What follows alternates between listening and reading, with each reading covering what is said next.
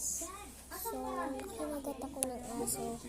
Kung ayaw yung makagat, tignan niyo. Yo! Ngat na. Kita na laman ko. Yan. Puti-puti na yun. Yan yung laman ko. Yan. Nakain na yung balat mo.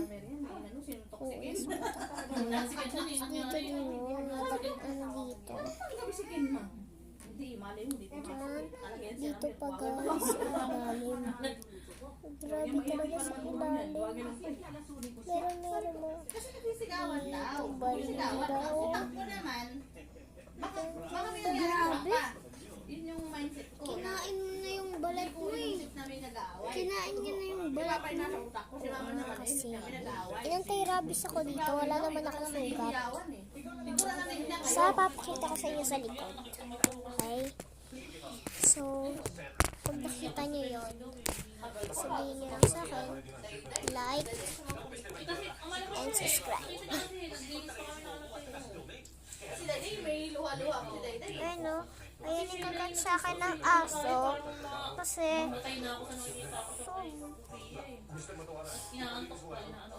yan. Kinagat ako dyan ng aso. Alaga namin ha. Hindi sa amin talaga. Binigay sa amin kasi hindi.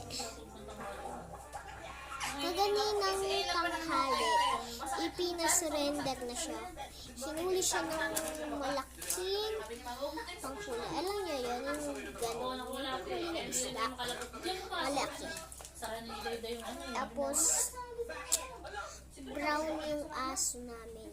Malaki na. Pag tinawag mo siya sa pangalan na Jiro ang pangalan niya. Pag tinawag mo siya ng Jiro,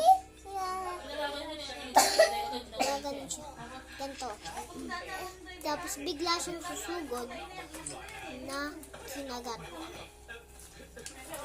So, kung ayaw niyong makagat ng aso, huwag kayong lalabas sa bahay.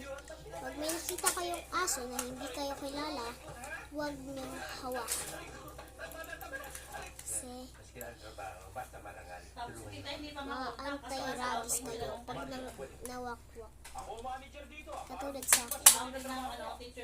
Kinain niya yung balat niya. Kinain na yung balat niya.